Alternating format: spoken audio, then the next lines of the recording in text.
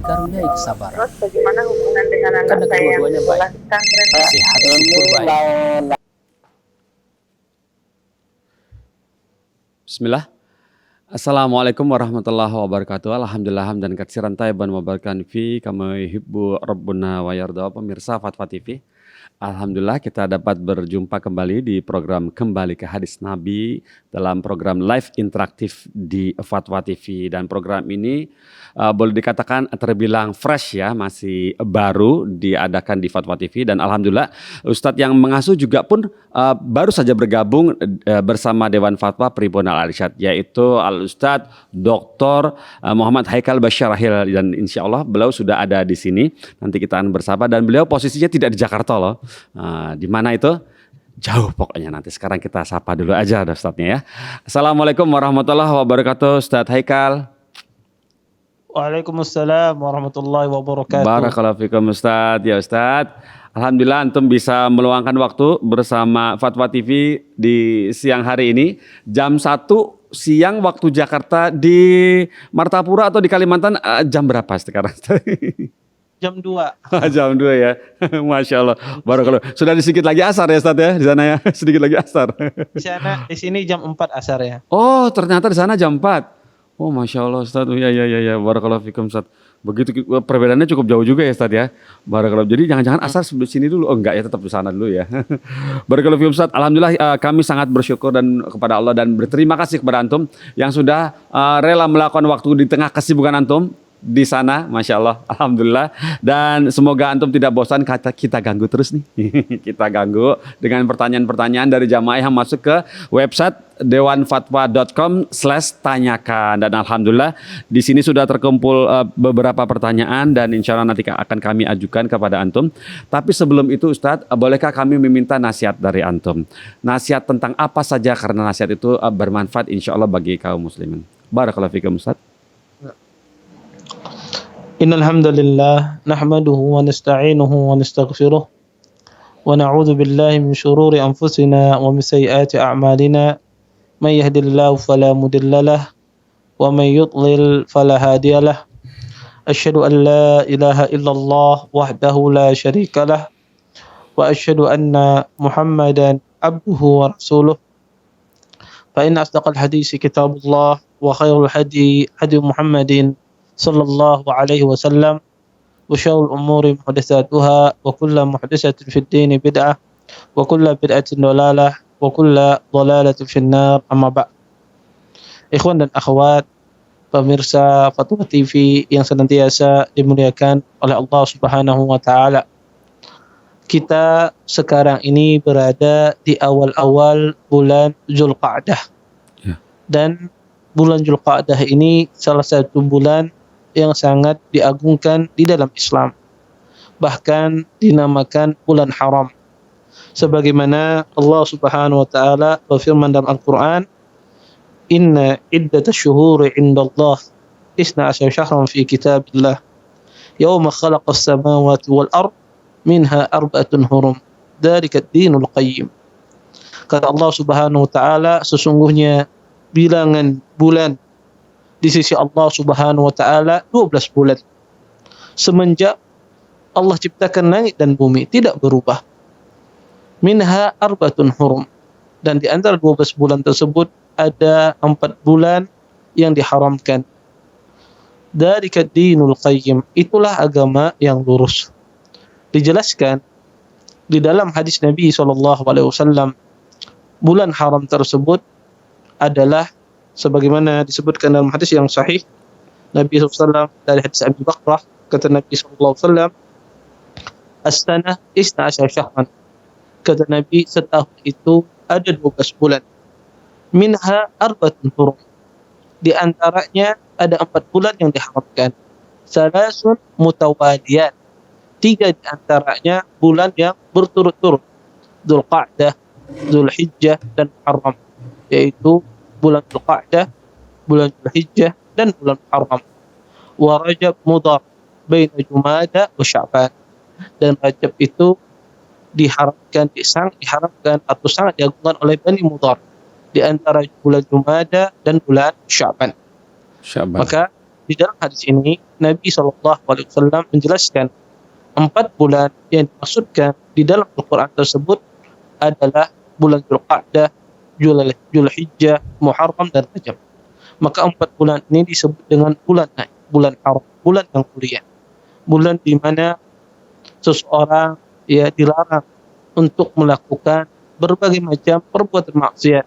Karena pada bulan ini Allah Subhanahu wa taala mengharamkan, sebagaimana orang-orang jahiliyah zaman dahulu mereka sangat mengagungkan bulan ini, bulan haram ini. Makanya Allah Subhanahu wa taala ketika menjelaskan di dalam Al-Qur'an, kata Allah, inna iddatash shuhur indallahi 12 syahran fi kitab. Kata Allah Subhanahu wa taala, sesungguhnya bulan itu dari semenjak Allah ciptakan langit dan bumi itu cuma 12 bulan. Karena kebiasaan orang jahiliyah zaman dulu, mereka mengagungkan bulan haram. Mereka tidak merampok, tidak mencuri, tidak menumpahkan darah ketika berada di bulan haram. Tetapi mereka tidak bisa tidak melakukan kezaliman, sehingga agar mereka tidak melanggar tentang kemuliaan bulan ini, maka orang-orang zaman dahulu mereka memajukan dan mengundurkan bulan. Mereka jadikan Muharram setelah Safar didahulukan sebelum Muharram, semacam. Makanya Allah katakan dalam Al-Quran, inna nasi ziyadat fil kufr yudallu bihi alladziina kafar. Kata Allah Subhanahu wa taala, sesungguhnya orang-orang yang mengakhirkan maka mereka menambah kepada kekufuran, dan orang kafir itu menyesatkan di antara sebagian mereka. Karena orang zaman jahiliyah semacam itu. Mereka ubah-ubah bulan tersebut. Mereka majukan tahun ini bulan Safarnya, bulan berikutnya mereka akhirkan bulan Safar tersebut setelah bulan Muharram. Maka Allah Subhanahu wa taala bantah di dalam Al-Qur'an bahwasanya bulan itu 12 bulan semenjak Allah ciptakan, bukan 13 bulan sebagaimana yang didustakan oleh sebagian orang-orang jahiliyah zaman dahulu. Dan Nabi pun di dalam hadisnya menjelaskan sangat tegas, penjelasan yang tidak mengandung takwil, penjelasan yang bisa dipahami oleh siapapun, baik orang yang berilmu ataupun tidak berilmu. Kata Nabi SAW, di dalam setahun itu ada 4 bulan, 3 bulan di antaranya berturut-turut bulan haram tersebut. Nabi mengatakan 3 bulan di antaranya berturut-turut, yaitu Dzulqa'dah, Dzulhijjah dan Muharram. Kemudian di antaranya kata Nabi SAW ada bulan Rajab. Rajab itu di antara bulan Jumadah dan bulan Sya'ban.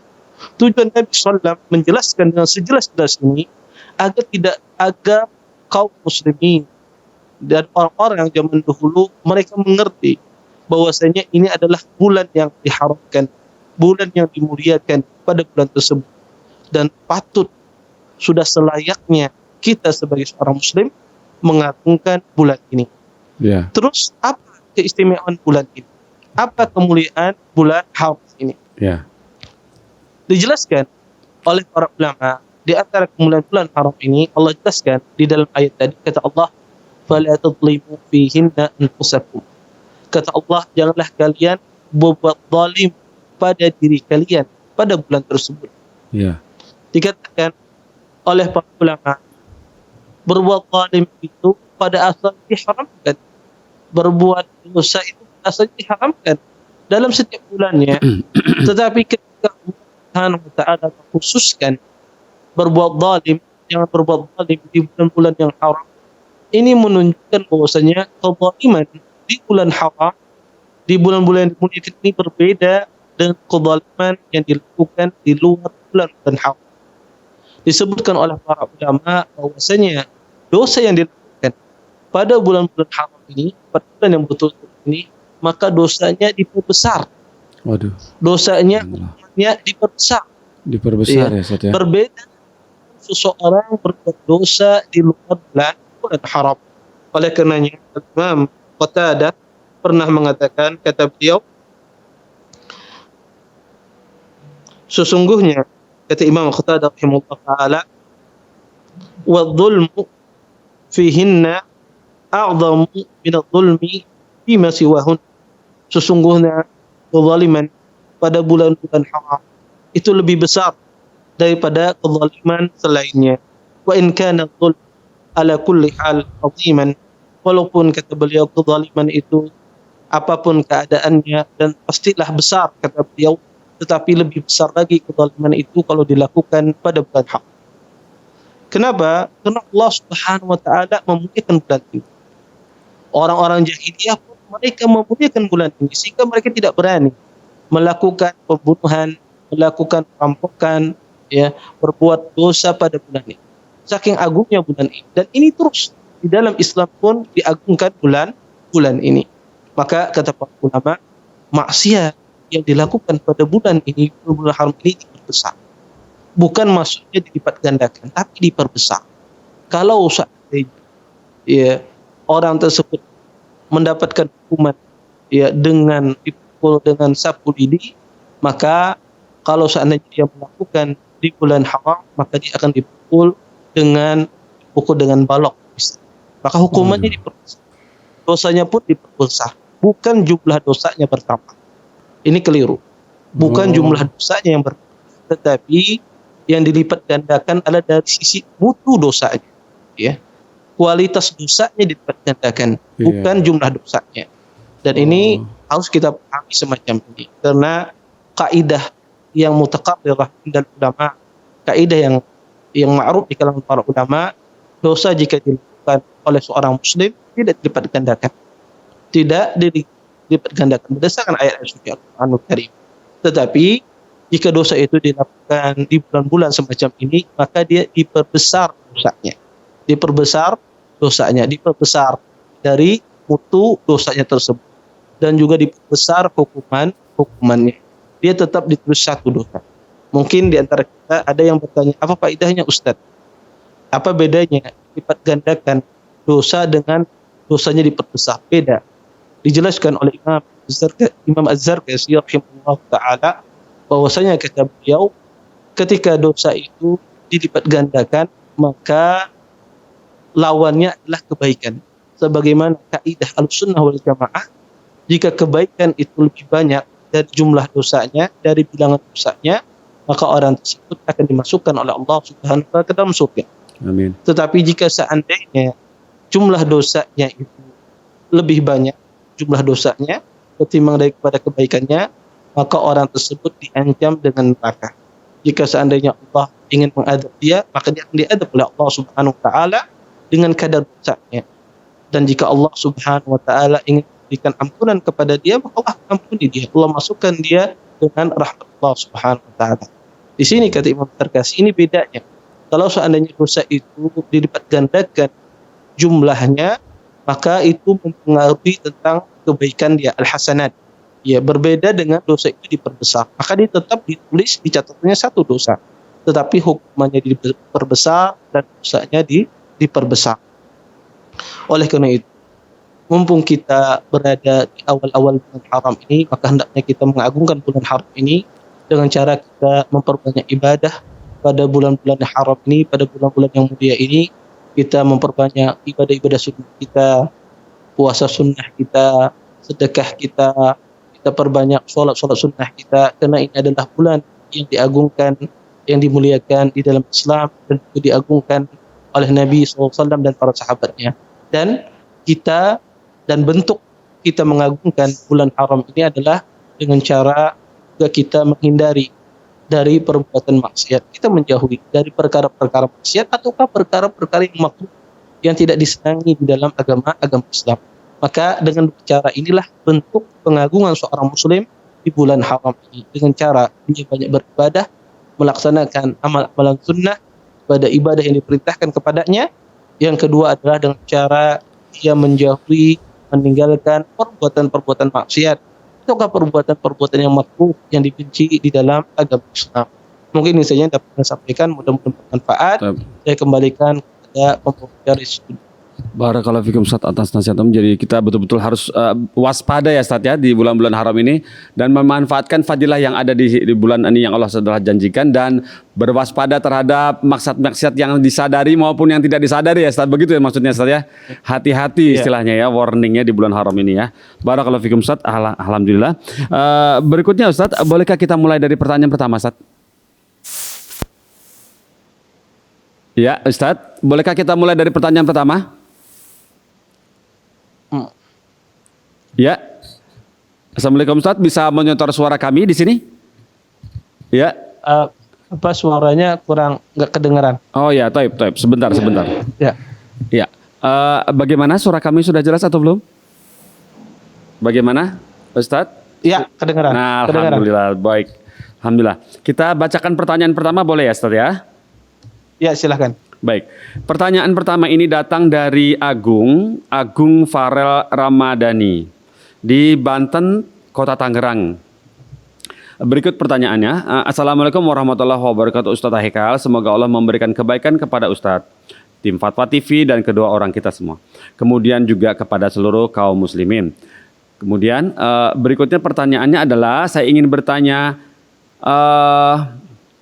Ustadz, apakah tumak ninah di dalam sholat itu? Ustadz, apakah tumak ninah di dalam sholat itu ada orang yang membaca tasbih sebelum dia benar-benar ruku? Ada orang yang membaca tasbih sebelum dia benar-benar ruku. Tetapi ketika dia benar-benar ruku, dia membaca tasbih secara sempurna. Lantas, apakah ini sudah dikatakan mendapatkan tumak ninah? Barakallahu fikum atas jawabannya. Ya. Jazakumullah khairan atas pertanyaannya. Para ulama mengatakan tuma'ninah itu adalah salah satu rukun dari rukun-rukun salat, dan ini merupakan pendapat mayoritas para ulama berdasarkan hadis musii'us shalah. Berdasarkan hadis, ada salah seorang sahabat yang kurang bagus salatnya yang terkena dengan hadis musii'us shalah. Nabi SAW melihat orang tersebut tidak tuma'ninah dalam salatnya, maka ditegur oleh Nabi SAW. Di antara perkataan Nabi SAW, warka' hatta tatma'inna raki'an. Jika engkau hendak ruku, kata Nabi SAW, rukuklah dengan tumak-ninah. Ya. Maka berdasarkan hadis musii'us shalah ini dijadikan para ulama dalil bahwasanya tumak-ninah itu rukun dari rukun salat. Kemudian apa batasan tumak-ninah itu? Kapan seseorang dikatakan dia tumak-ninah di dalam salatnya? Ya. Terjadi khilaf di kalangan para ulama tentang batasan minimal seseorang dikatakan dia tumak-ninah di dalam salatnya. Ada sebagian ahlu ilmu mengatakan batasan tumak-ninah ketika dia ruku, dia berhenti sejenak. Ya, ada tenang sedikit, berhenti sebentar. Maka kalau dia bisa berhenti sejenak, maka itu dikatakan dia tumak-ninah. Sebagian ahlu ilmu mengatakan dikatakan dia tumak-ninah ketika dalam posisi ruku dia mengucapkan subhanallahnya dalam kondisi ruku. Kalau dia bisa mengucapkan subhanallah ketika dalam kondisi ruku, maka orang itu sudah dikatakan tumak-ninah. Walaupun setelah itu dia langsung naik ke atas. Maka ini dikatakan tumak-ninah. Maka yang rajih, wallahu taala alam, di kalangan para ulama dikatakan orang itu dia tumak-ninah, ya, mendapatkan tumak-ninah ketika dia ruku berhenti sebentar. Ya, dia sejenak berdiam sebentar ketika ruku. Ya, walaupun waktunya lebih kurang dari ucapan subhanallah. Walaupun waktunya sebentar saja, kurang dari ucapan subhanallah, tetapi dia sempat dalam ruku tersebut ya berhenti, ya berdiam sejenak, maka insya Allah itu dikatakan orang tersebut sudah tumak-ninah. Kemudian yang kedua yang harus dipahami bahwasanya dikatakan seorang itu ruku, ya kapan seorang itu dikatakan dia mendapatkan ruku di dalam salat? Maka berdasarkan pendapat yang rajih di kalangan para ulama, dan ini tentu khilafnya sangat panjang sekali, tetapi berdasarkan yang rajih kalangan para ulama bahwasanya dikatakan orang itu mendapatkan ruku di dalam salat ketika posisi tubuhnya lebih dekat kepada arah ruku ketimbang kepada posisi berdiri. Kalau seandainya tubuhnya tersebut lebih dekat ke arah ruku daripada posisi berdiri, maka insya Allah orang tersebut dikatakan dia sudah mendapatkan ruku. Oleh karena itu, kalau ada kaum muslimin dia posisinya sudah mendekat ke ruku, kemudian dia mengucapkan subhanallah, maka insya Allah tidak mengapa, karena dia bukan ruku. Tetapi yang afdalnya adalah ketika posisi tangannya sudah menyentuh kedua lututnya. Ini tentu yang lebih afdal. Tapi kalau seandainya ada seorang di antara kaum muslimin ketika posisi badannya sudah mendekat ke ruku, kemudian dia mengucap subhanallah, doa ruku subhanallahil azim misalnya, maka insya Allah apa yang dia lakukan insya Allah tidak mengapa, dan insya Allah dia diganjar pahala Allah Subhanahu wa taala. Tetapi afdalnya adalah ketika posisi tangannya menaruh dua lututnya, kemudian dia mengucapkan doa ketika ruku. Ini tentu yang lebih afdal.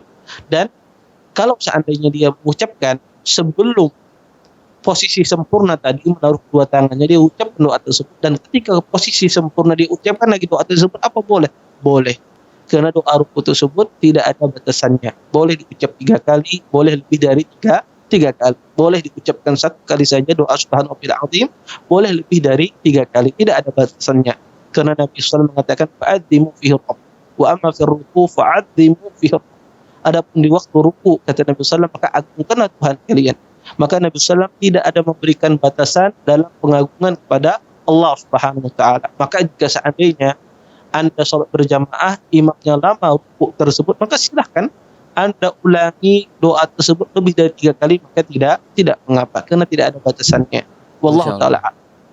Jadi tidak ada batasannya ya. Barakallahu fikum Ustaz. Masya Allah. Alhamdulillah, seperti itu ya jawabannya. Baiklah, Alhamdulillah. Berikutnya Ustaz, ini pertanyaan dari Ahzaki, tapi sebelum itu sudah ada telepon masuk. Kita coba sapa dulu teleponnya. Assalamualaikum Fatwa TV. Waalaikumsalam warahmatullahi wabarakatuh. Iya, dari Ummu Fahri di Riau ya, betul? Iya. Ya, silakan Ummu Fahri. Assalamualaikum ya Ustadz, barakallahu fiik. Waalaikumsalam warahmatullahi wabarakatuh. Begini ya Ustadz, dalam surat An-Nur 31 dan Al-Ahzab 59. Karena ketika kita menutup aurat dengan sempurna, insya Allah kita berusaha untuk sempurna, maka ada orang yang di luar sana mengatakan, kan di An-Nur di 91 kan hijab itu hanya sampai ke dada, kenapa kamu terlalu berlebihan? Begitu ya Ustaz ya, ada yang mengatakan jilbabnya terlalu lebar. Lalu Ana cuma bisa menjawab begini Ustaz, insya Allah surat An-Nur mengatakan seperti itu, tapi Al-Ahzab mengatakan seperti ini, dan insya Allah dalam Al-Quran itu tidak akan pernah ada pertentangan. Kalau seandainya kita merasa itu ada pertentangan, berarti itu akal kita yang salah. Makanya kita berusaha untuk bertanya kepada yang ahli di bidangnya. Apakah jawaban anak ini betul ya Ustaz? Dan apa jawaban yang lebih baik kita kasih Ustaz supaya jawaban kita itu hikmah Ustaz dan bersih dakwah. Begitu aja Ustaz. Syukran Ustaz. Jazakumullah khair. Wa iyaki Ummu Fahri, terima kasih sudah telepon ke Fatwa TV. Ya, tafadhal masyhura ya Ustaz. Mengenai menutup jilbab penutup ya sampai dada, tapi ternyata temannya itu dibilang berlebihan karena perintahnya cuma sampai dada. Mungkin karena hijab syar'i itu sampai bawah tuh hampir sampai dengkul gitu. Barakallahu fiikum Ustaz. Ya. Ya. Jazakumullah khair jazakillah khairan atas pertanyaannya. Maka ya di dalam agama Islam ya, pertama tidak ada namanya di dalam Al-Quran atau di dalam hadis Nabi SAW sesuatu yang bertentangan. Ya. Maka tidak ada satupun dari Al-Quran dan hadis itu sesuatu yang bertentangan. Kalau ada bertentangan itu secara zahir menurut kita, tapi pada hakikatnya tidak ada yang bertentangan. Maka kalau ada orang mendapati pertentangan karena minimnya ilmu yang sampai kepada orang tersebut, karena kurangnya ilmu sampai kepada orang tersebut sehingga dia menganggap ada bertentangan dengan Al-Quran. Karena pada hakikatnya Al-Quran dan hadis tidak ada satupun yang bertentangan. Maka Al-Quran menjelaskan, hadis Nabi SAW menjelaskan apa yang mujmal dari Al-Quran dan memperinci kadang-kadang sesuatu yang umum dari Al-Quranul Karim. Dan ayat Al-Quran kadang-kadang juga ditafsirkan oleh ayat Quran yang lain. Dan ini sebagus-bagus tafsir. Ketika tafsir itu ditafsirkan dengan ayat yang lain, maka ini sebagus-bagus tafsir. Karena dalam kita memahami ayat suci Al-Quran, kadang kita memahami itu adalah dengan memahami dari ayat yang lainnya, ya dari ayat yang lainnya. Atau Quran itu dipahami dari penafsiran hadis Nabi SAW. Atau Quran itu dipahami dari perkataan para sahabat, dari para ulama salaf. Atau Quran itu dipahami dari sisi bahasa Arab. Ya, maka ini cara memahami Al-Quran Karim. Mengenai pertanyaan tadi ya, bahwasanya di dalam surah Al-Ahzab Allah Subhanahu wa taala memerintahkan kepada kaum wanita beriman agar mereka menutup tubuh mereka, menutup aurat mereka. Allah Subhanahu wa taala berfirman dalam Al-Quran, ya ayuhan nabi qul li azwajika wa banatika wa nisa'il mu'minin yudnina 'alaihinna min jalabibihin dzalika adna ayyurabna fala yu'dzain. wa kana Allah ghafurur rahima. Kata Allah Subhanahu wa taala, wahai Nabi, katakanlah pada istri-istrimu, kepada anak-anakmu dan kepada wanita-wanita orang beriman, hendaklah mereka menutup jilbabnya ke seluruh tubuh mereka. Dan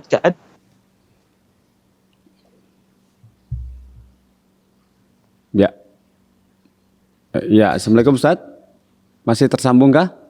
Afan. Taib. Pemirsa Fatwa TV, kami sedikit ada mengalami gangguan teknis. Semoga dalam waktu dekat akan diperbaiki mengenai gangguan ini. Semoga bisa dimaklumi ya. Insya Allah kami akan segera kembali. Baik. Ya, dan ini perintah tersambung kepada istri-istri Nabi SAW. Ya. Ini perintah kepada anak-anak perempuan Nabi SAW. Ya. Ini perintah kepada kaum mukminin, ya, wanita-wanita beriman. Sehingga ayat ini sangat jelas sekali bahwasanya seorang muslimah disuruh untuk menutup seluruh tubuhnya, ya, dan seluruh tubuh wanita itu aurat kecuali dua hal yang diperselisihkan, antara muka dan telapak tangannya. Maka ini diperselisihkan oleh para ulama, apakah muka dan telapak tangan ini bagian dari aurat ataukah tidak. Maka bagi yang mengatakan bahwasanya muka itu adalah aurat, otomatis dia mengatakan dua telapak tangan ini pun juga harus ditutup. Bagi yang mengatakan bahwasanya muka itu bukan aurat, maka mereka mengatakan telapak tangan ini bukan bagian dari aurat. Maka dua hal itu saja yang terjadi perselisihan di kalangan para ulama. Selain itu, tubuh wanita seluruhnya adalah aurat. Seluruh tubuh wanita adalah seluruhnya aurat, kecuali muka dan wajah. Terjadi perselisihan di kalangan ahlul ilm bahwasanya apakah dia bagian dari aurat ataukah tidak, ya. Maka sini terjadi khilaf yang sangat kuat di kalangan para ulama, ya, antara jumhur ahlul ilm, ya, dengan ulama yang lainnya. Kemudian, ya, adapun, ya, orang memahami bahwasanya menutup aurat itu bagi wanita sampai ke dada saja, kerudungnya sampai ke dada saja, maka ini kalau yang dia maksudkan bahwasanya menutup kerudungnya itu sampai ke dada saja, maka ini sebetulnya dia tidak salah selama baju yang dipakai itu adalah baju yang besar, kemudian kerudungnya menutup sampai dadanya, maka insya Allah tidak salah, ya. Tetapi kalau seandainya baju yang dipakai itu tersebut ya tidak lebar, ya, kemudian kalau seandainya kerudungnya tidak dipanjangkan, tertampak bagian lekukan tubuhnya, maka ini hendaknya dia panjangkan kerudungnya. Tapi kalau yang ditanyakan tadi maksudnya adalah menutupnya itu sampai ke dada, kerudungnya sampai ke dada, maka ini sebetulnya perkataan ini bisa dibawa makna yang benar. Bisa dibawa makna yang benar bahwasanya dia menutupnya sampai ke dada saja, tetapi bajunya ya panjang sampai ke menutup kakinya, maka tidak ada masalah. Tapi kalau ini menutup sampai dada nggak apa-apa, nampak betisnya nggak apa-apa, nampak yang lain salah. Karena ayat sangat jelas bahwasanya ditutup seluruh tubuh wanita, ya. Dan jangan wanita itu, kata Allah dalam ayat lain dalam surah An-Nur, jangan wala yubdina zinatahunna illa ma dhahara minha. Jangan dia menampakkan perhiasannya kecuali apa yang biasa nampak. Maka para ulama berselisih apa yang biasa nampak, apakah wajah, apakah dua telapak tangan, ataukah yang lainnya. Terjadi khilaf di kalangan para ulama dalam masalah ini. Tetapi semuanya sepakat seluruh tubuh wanita itu adalah aurat. Maka kecuali wajah dan telapak tangan yang terjadi perselisihan. Maka kalau ada orang yang mengatakan bahwasanya telapak kaki, kemudian betis bukan aurat atau lengan bukan aurat, maka dia harus mendatangkan dalil. Tidak ada dalil yang membolehkan wanita menyingkap kakinya atau menyingkap lengannya untuk ditampakkan kepada bukan mahramnya. Allah Ta'ala. Masya Allah, barakallahu fiikum Ustaz, ya. Alhamdulillah tidak mengapa jadi sampai dada, tetapi bajunya longgar sampai ke ujung kaki begitu Ustaz, ya. Barakallahu fiikum, dan tidak ketat dan longgar. Barakallahu fiikum Ustaz. Alhamdulillah, ini coba sekarang sudah kita bisa sambung lagi. Pertanyaan berikut dari Zaki Mubarak Ari di Tanjung Pinang, Kepulauan Riau, bertanya seperti ini Ustaz. Assalamualaikum warahmatullahi wabarakatuh. Ustaz Haikal izin bertanya. Ketika Ketika Rasulullah ditanya, kenapa Rasulullah selalu berpuasa di hari Senin, maka beliau menjawab, karena aku dilahirkan di hari Senin, katanya begitu.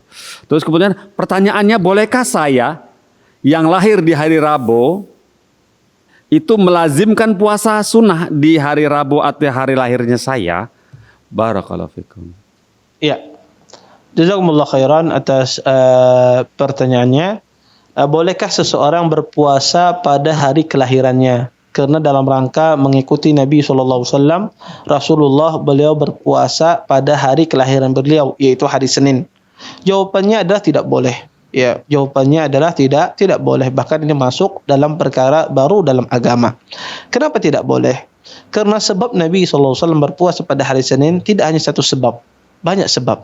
Di antaranya Nabi SAW berpuasa pada hari Senin. Pernah ditanya Nabi SAW, kenapa beliau berpuasa pada hari Senin? Karena kata beliau, tu'rida fihi al-a'mal wa ana uhibbu an tu'rida a'mali wa ana sha'im. Kata Nabi SAW, pada hari tersebut ya diangkat amal-amalan, maka saya suka kalau seandainya amalan saya diangkat dan saya dalam keadaan berpuasa. Maka salah satu sebab puasa Nabi juga di hari Senin, tidak hanya kelahiran beliau, tetapi juga pada hari tersebut diangkat semua amalan-amalan. Kemudian juga di dalam hadis yang sama, Nabi ditanya, kenapa beliau berpuasa pada hari Senin? Kata Nabi, dzaka yauma wulidtu fi wa unzila alaihi.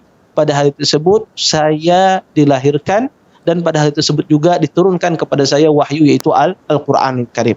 Sehingga ada banyak faktor yang menjadikan Nabi SAW beliau berpuasa pada hari Senin. Di antaranya pada hari tersebut beliau dilahirkan, pada hari tersebut amalan diangkat, pada hari tersebut bahwasanya diturunkan pada beliau Al-Qur'anul Karim, dan sebagian riwayat disebutkan, ya walaupun riwayat diperselisihkan, bahwasanya pada hari tersebut hari diampuni dosa-dosa. Maka banyak sebab Nabi SAW, sebab beliau berpuasa pada hari Senin. Bukan hanya satu sebab saja, bukan hanya karena kelahiran beliau. Ini poin yang pertama. Poin yang kedua yang harus kita pahami, kelahiran Nabi SAW berbeda dengan kelahiran orang yang lain.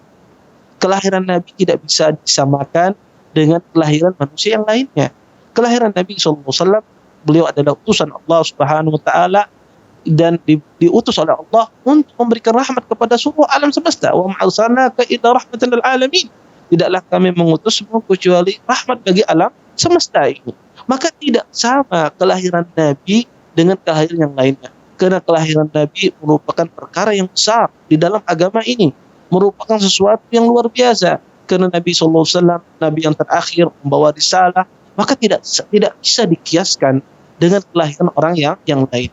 Karena bentuk syukur ya seorang hamba kepada Allah Subhanahu Wa Taala atas nikmat yang agung ini, maka Nabi SAW berpuasa kepada Allah Subhanahu Wa Taala karena beliau adalah Nabi yang terakhir, sehingga tidak bisa dikiaskan. Maka kelahiran kita, terutama kita orang biasa, yang kedua kita tidak diberikan wahyu, maka tidak bisa kita kiaskan diri kita kepada Nabi SAW. Kemudian yang ketiga, kenapa dilarang? Ya, kalau seandainya berpuasa pada hari kelahiran itu sesuatu yang baik, niscaya akan dilakukan oleh para sahabat-sahabat Nabi SAW, akan dilakukan oleh Abu Bakar As-Siddiq, akan dilakukan oleh sahabat yang mulia Umar bin Khattab, Utsman bin Affan, Ali bin Abi Thalib radhiyallahu taala anhum jami'an. Niscaya mereka lah orang yang pertama kali akan melakukannya. Tapi kenapa tidak ada sahabat yang melakukan berpuasa pada hari kelahiran mereka dalam rangka mengikuti sunnah Nabi? Karena ini memang tidak dianjurkan. Karena ini tidak dianjurkan.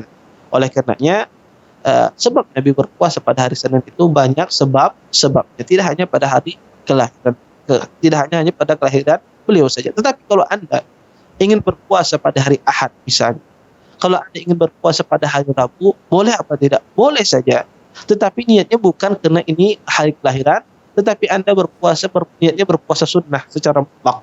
Dan itu diperbolehkan berdasarkan hadis Nabi sallallahu keumuman hadis Nabi sallallahu man shoma yawman fi sabilillah ba'adallahu wajhahu 'anil nari 70 kharifa. Kata Nabi sallallahu, barang siapa yang berpuasa fi sabilillah di jalan Allah Subhanahu wa taala, maka Allah jauhkan wajahnya dari api neraka selama 70 tahun. Para ulama menafsirkan makna fi sabilillah ini, sebagian ahlu ilmu menafsirkan maknanya adalah ikhlas karena Allah. Maka hari apa saja dia berpuasa dalam rangka mencari ridha Allah, maka dibolehkan. Sebagian ulama membawa makna fisabilillah di sini adalah ketika dia mau berjihad di jalan Allah Subhanahu wa taala. Ala kulli hal, sebagian ahlul ilm membolehkan seseorang berpuasa pada hari Ahad atau pada hari Selasa atau pada hari Rabu tanpa ada sebab, ya karena ingin berpuasa secara umum, maka sebagian ahlul ilm membolehkan. Tapi kalau Anda niatnya berpuasa pada hari tersebut karena itu hari kelahiran Anda, maka ini tidak boleh. Ya, ini adalah perkara yang tidak dianjurkan dan tidak disyariatkan di dalam agama Islam. Wallahu taala. Masya Allah, barakallahu fikum. Ya, kesimpulannya menurut antum fatwanya adalah tidak disarankan dan tidak diperbolehkan ya. Barakallahu fikum Ustaz atas nasihatnya. Berikutnya pertanyaan dari saudara Imam Hadi di Kabupaten Simele Aceh. Bertanya seperti ini. Assalamualaikum warahmatullahi wabarakatuh. Ustaz Haikal. Waalaikumsalam warahmatullahi wabarakatuh. Baik, jazakumullah khairan Ustaz. Saya sebagai Bilal di salah satu masjid di Kecamatan Tepah Selatan, Kabupaten Simele. Nah, Simele. Saya sebagai Bilal. Saya sering salat sendiri ya Ustaz di dalam masjid itu. Lantas pertanyaannya, apakah saya mendapatkan pahala 27 derajat apabila saya salat sendirian di masjid tempat saya mengumandangkan azan itu? Barakallahu fikum. Iya. Jazakumullah khair atas pertanyaannya. Beliau menanyakan tentang masalah kalau seandainya dia sholat sendirian di masjid tersebut atau di mushola tersebut, tidak ada yang sholat berjamaah bersama beliau. Ya. Apakah beliau mendapatkan pahala sholat berjamaah 27 derajat? Maka jawabannya adalah insya Allah, mudah-mudahan Allah Subhanahu wa taala memberikan ganjaran pahala 27 derajat sebagaimana orang pahala sholat berjamaah. Hal ini didasari di dalam sebuah hadis Nabi SAW. Nabi mengatakan, kata Nabi SAW, sesungguhnya di Madinah ini ada orang yang tidak berjihad, ada orang yang tidak melewati lembah seperti kalian melewatinya, ada mereka tidak tertimpa kelaparan, ya, tetapi mereka wakana ma'akum, tetapi mereka sama pahalanya seperti kalian. Wahum bil Madinah, dan mereka di Madinah, kata Nabi SAW. Kemudian para sahabat, manhum ya Rasulullah, siapa mereka ya Rasulullah? Kata Nabi SAW, habasahumul udhur, yaitu orang-orang yang tidak bisa beribadah akibat tertahan oleh uzurnya, uzurnya. Maka berdasarkan hadis ini, kata para ulama, kalau seandainya ada orang melakukan amal kebaikan dan amal kebaikan tersebut tidak bisa dia lakukan karena ajis, karena tidak sempurna, karena ada faktor-faktor yang lain sehingga dia tidak bisa melaksanakan kebaikan tersebut, maka dia dicatat pahala seperti pahala orang yang beramal. Tentu di dalam Islam itu ada dua, ada pahala niat, ada pahala beramal.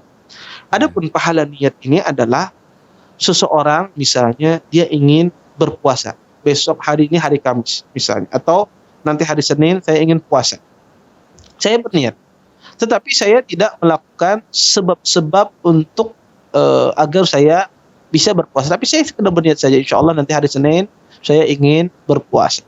Ternyata qadarullah pada hari Senin saya tidak bisa puasa sunnah. Maka apakah saya dapat pahala? Saya dapat pahala, tapi pahala niat, bukan pahala beramal seperti orang puasa hari Senin. Tetapi kalau seandainya orang tersebut sudah melakukan usaha, dia melakukan usaha tetapi qadarullah tidak bisa. Contoh misalnya orang tersebut dia ingin pergi ke masjid. Ya qadarullah ketika di tengah jalan pengen pergi ke masjid sholat berjamaah, dia ditimpa penyakit sehingga dia tidak bisa meneruskan perjalanannya ke masjid karena ada penyakit di tengah jalan menimpanya. Sehingga beliau pun kembali ke rumahnya, sholat di rumahnya. Maka orang semacam ini dia mendapatkan pahala, bukan pahala niat saja, tapi pahala orang beramal. Pahala orang beramal karena dia melakukan sebab-sebab. Tetapi kebaikan tersebut belum sempurna dia kerjakan karena adanya faktor-faktor yang menghalangi dia berbuat kebaikan. Sama semacam ini orang yang azan di masjid sebagai Bilal, kemudian menunggu orang yang datang, ternyata tidak ada orang yang datang, dan dia sendirian, maka insya Allah dia mendapatkan pahala seperti pahala orang yang sholat berjamaah 27 derajat. Amin. Dan kita disuruh untuk memakmurkan masjid Allah. Apa yang beliau lakukan ini subhanallah luar biasa, memakmurkan masjid Allah Subhanahu wa taala. Innama ya'muru masajid Allah man amana billahi wal yawmil akhir wa aqama as-shalah wa ata az-zakah. Kata Allah Subhanahu wa taala, sesungguhnya orang-orang yang memakmurkan rumah-rumah Allah, masjid-masjid Allah yaitu orang-orang beriman dan beriman pada hari akhir, mendirikan sholat dan mengeluarkan zakat. Maka orang-orang beriman itu harus dia memakmurkan masjid Allah Subhanahu wa taala. Apa yang beliau lakukan adalah dalam bentuk memakmurkan masjid Allah, dan insya Allah dicatat pahalanya seperti pahala orang yang sholat berjamaah. Wallahu taala a'lam. Masya Allah, alhamdulillah seperti itu Ustadz ya. Sungguhnya Allah tidak kikir ya dengan pahalanya, dengan rahmatnya. Barakallahu fikum Ustadz. Kemudian ini ada telepon masuk, coba kita sapa. Assalamualaikum Fatwa TV. Waalaikumsalam warahmatullahi wabarakatuh. Iya, Umu Yodi di Pekanbaru ya. Iya, Bapak. Baiklah Ibu, silakan ada yang ingin disampaikan kepada Ustadz Haikal. Iya, Assalamualaikum Ustaz. Waalaikumsalam warahmatullahi wabarakatuh. Izin melanjutkan pertanyaan dari member WhatsApp di Rosa, Ustaz. Yang pertama itu, Ustaz, Ana mau bertanya bagaimana hukumnya jika suami tidak memberikan mahar kepada istrinya dan si istri rela tidak diberi maharnya. Apakah itu mengurangi nilai-nilai, Ustaz? Terus yang kedua, Ustaz, Ana punya usaha catering makanan. Ada teman Ana dari pegawai bank konvensional itu meminta untuk ikut berlangganan catering dengan Ana. Apakah itu boleh, Ustaz? Oh, begitu ya Ibu ya. Ya. Dinantikan jawabannya insya Allah. Terima kasih Umu Yodi sudah telepon ke Fatwa TV. Tafadhol ya Ustaz. Ya. Jazakillah khairan atas pertanyaannya. Beliau menanyakan bagaimana kalau seandainya suami tidak memberikan mahar ketika menikah dan istri ridha bahwasanya tidak mengapa tidak dikasihkan mahar, apakah boleh? Maka jawabannya tidak boleh. Walaupun sang istri ridha bahwasanya mahar itu tidak dikasihkan, maka tidak boleh. Di dalam pernikahan harus seorang suami memberikan mahar walaupun sedikit. Maka tidak boleh ada kesepakatan tidak ada mahar, maka tidak boleh. Kalau ada, maka sang hakim harus menetapkan mahar, ya. Maka kalau seandainya sudah terjadi pernikahan tersebut tanpa mahar, maka sang suami harus mengasih mahar. Maharnya berapa Ustadz? Maka disebut dengan maharul misl.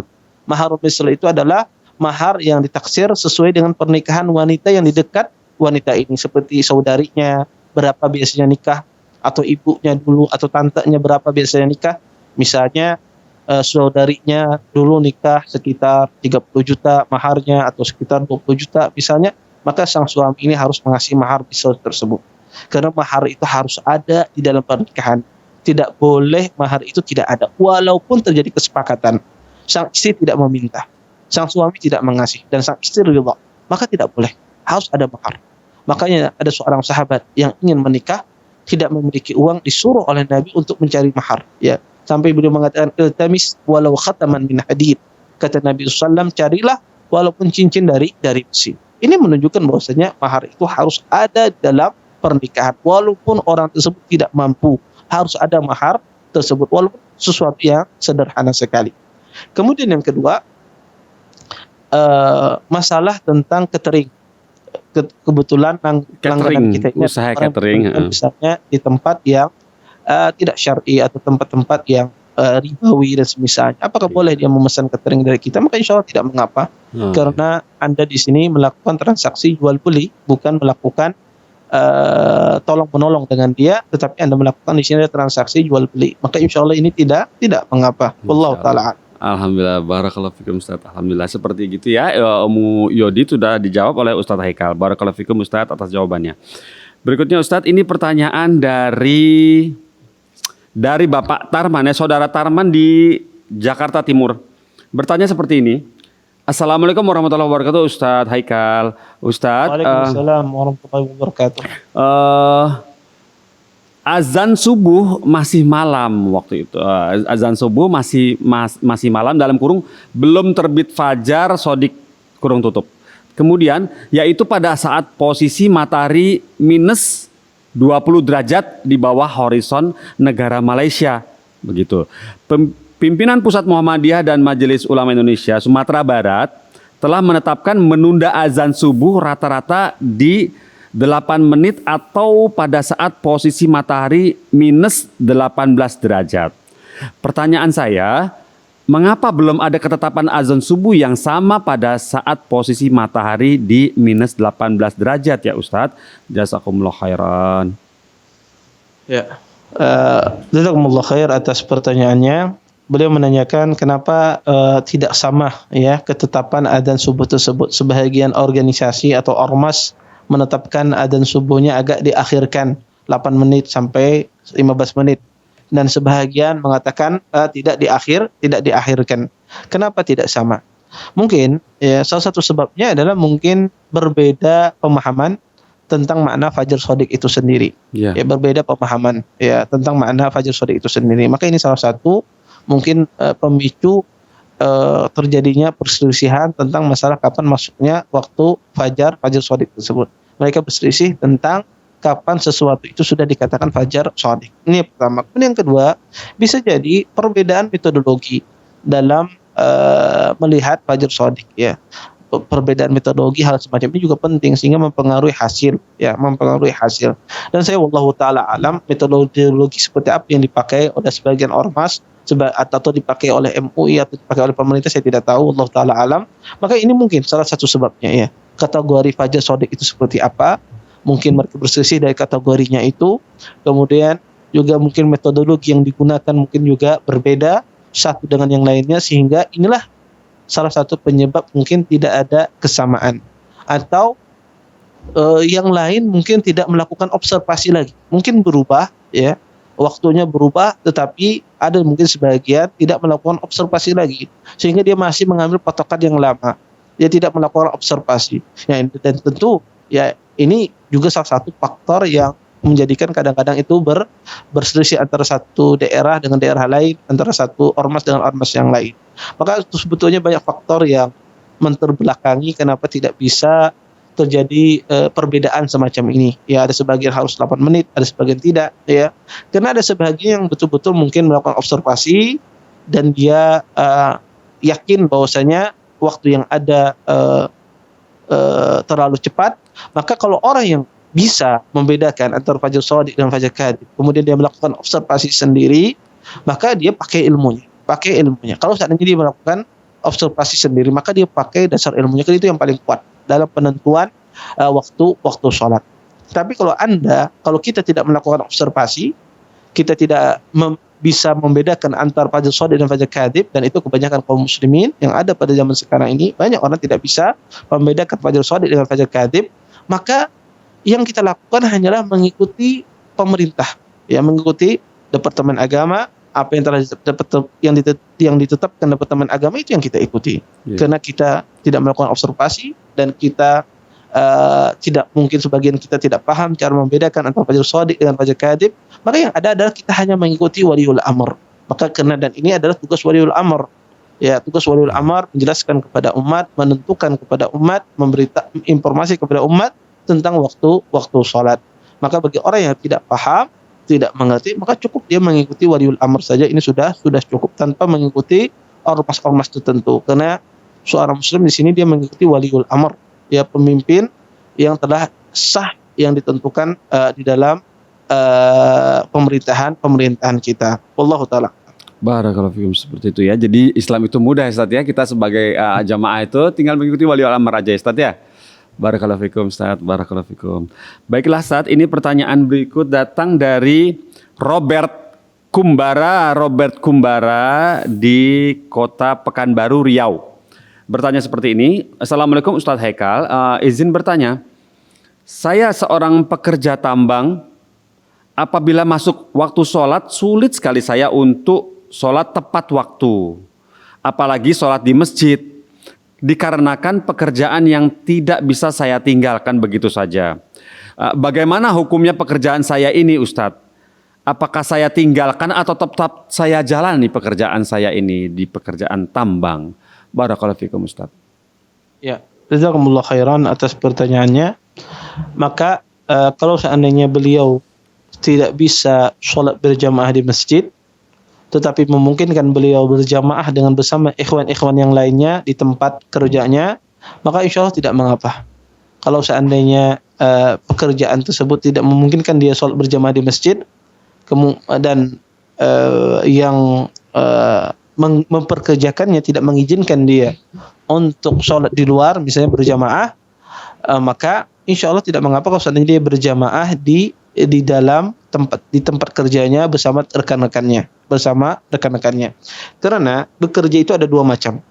Ada bekerja yang tidak bisa ditinggalkan. Semacam orang yang harus dia sebagai penjaga misalnya. Maka tidak bisa dia tinggalkan kerjaannya tersebut di waktu sholat, karena dia harus jaga. Kalau dia tinggalkan nanti ada pencuri. Maka orang semacam ini dikasih uzur untuk meninggalkan sholat berjamaah, karena itu tabiat pekerjaan yang menjaga. Iya. Tetapi ada orang yang pekerjaannya tidak menjaga, seperti dia kerja di tambang dan seterusnya, atau kerja di kantoran. Maka kadang-kadang di sebagian kantor atau di sebagian tempat kerja, masjid jauh dari tempat kerjanya, sehingga mereka tidak memungkinkan untuk keluar dari kantornya atau keluar dari tambangnya. Maka ini tidak mengapa mereka sholat di tempat kerjanya atau sholat di tempat tambangnya secara berjamaah. Taib. Kadang-kadang ada tempat kerjanya dekat dengan masjid, ya, tetapi pihak perusahaan, pihak kantor tidak mengizinkan orang tersebut sholat di luar sana, sholat di masjid, ya, karena akan terpotong waktu yang lama dan seterusnya. Maka ini kalau seandainya kondisinya demikian, maka tidak mengapa mereka sholat berjamaah di tempat kerja mereka. Kemudian ada juga orang yang mungkin tidak bisa sholat berjamaah di tempat kerjanya. Kenapa? Karena para pekerjanya mungkin diajak sholat berjamaah, pada tidak mau, sholatnya sendiri-sendiri. Sehingga saya susah, Ustaz, untuk sholat berjamaah bersama. Pada nggak mau mungkin diajak. Atau waktunya nggak pas terus. Saya istirahat, dia tidak istirahat. Ya, saya ingin mengajak dia sholat berjamaah, tidak bisa. Ini posisinya gimana? Apakah saya keluar dari pekerjaan tersebut ataukah tidak? Maka di sini para ulama merinci masalah ini, bahwasanya kalau seandainya dia ada pekerjaan yang lain, ya, ada tempat lain yang bisa dia cari pekerjaan tersebut dan mudah dia mendapatkan amal di tempat lain, maka lebih baik dia meninggalkan. Kalau seandainya ada tempat lain yang dia juga bisa bekerja, yang memungkinkan dia sholat berjamaah. Tapi kalau seandainya di tempat tersebut dia susah dia mencari pekerjaan di tempat lain, kalau seandainya dia tinggalkan pekerjaan ini, sedangkan dia butuh untuk memberikan nafkah kepada anaknya, istrinya dan seterusnya, kalau seandainya dia keluar dari pekerjaan tersebut, maka akan kesusahan dia mencarikan nafkah. Maka dalam hal ini sebagian fuqaha mengatakan diberikan uzur orang tersebut meninggalkan sholat berjamaah. Jadi dia sholat sendirian. Kenapa?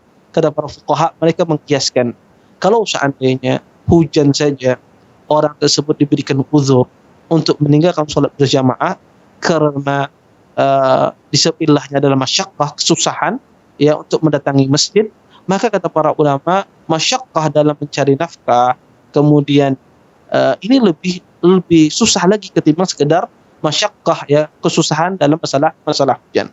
Orang tidak punya pekerjaan kemudian tidak bisa memberikan nafkah kepada istri, ini tentunya lebih berat ketimbang sekedar hujan turun orang diperbolehkan meninggalkan sholat berjamaah. Berdasarkan ini sebagian para fuqaha mengatakan orang yang amalannya dengan pekerjaannya tersebut dia menghidupi keluarganya, kalau seandainya dia tinggalkan maka dia akan kesusahan memberikan ma'isyah kepada keluarganya. Maka dalam kondisi semacam ini sebagian ahli ilmu mengatakan diperbolehkan dia meninggalkan sholat berjamaah, bukan sholat wajibnya, tetapi kewajiban berjamaahnya. Adapun sholat wajib harus dikerjakan. Kalau seandainya pekerjaan tersebut tidak membolehkan Anda bekerja untuk melaksanakan sholat wajib, maka tentu Anda cari kerja di tempat lain. Kalau seandainya tidak membolehkan sholat. Tapi kalau sekedar sholat wajib, kemudian tidak memungkinkan Anda untuk sholat berjamaah karena tadi alasannya yang saya sebutkan, maka insya Allah dalam kondisi semacam ini maka diberikan uzur orang-orang tersebut. Tetapi dia berusaha untuk mengajak teman-temannya sholat berjamaah di tempat kerjanya, atau dia berusaha meminta izin kepada pihak bosnya atau kepada manajernya ataupun yang atasannya untuk diizinkan untuk melaksanakan sholat berjamaah di waktu-waktu datang sholat. Wallahu ta'ala a'lam. Barakallahu fikum Ustaz. Masya Allah seperti itu ya Ustaz. Jadi melihat dari ini apa urgensi dan masyakohnya ya Ustaz ya. Jika pergi dari pekerjaan itu sementara itu belum dapat penggantinya ya Ustaz ya. Barakallahu fikum Ustaz. Alhamdulillah. Ya Ustaz, dengan jawaban antum kepada Bapak Robert tadi mentuntaskan acara kita di siang hari ini. Ustaz, barakallahu fikum Ustaz. Alhamdulillah, masya Allah. Alhamdulillah antum sudah banyak membantu kami di sini dalam menjawab pertanyaan yang masuk para jamaah yang di sini. Dan Bapak Robert Kumbara tadi sudah dijawab ya oleh Ustaz Haikal. Jawabannya tidak mengapa untuk sholat sendiri ya. Kemudian bolehkah acara ini kami tutup Ustaz? Semoga pekan depan kami dapat bertemu kembali bersama antum di acara yang sama. Barakallahu fikum Ustaz.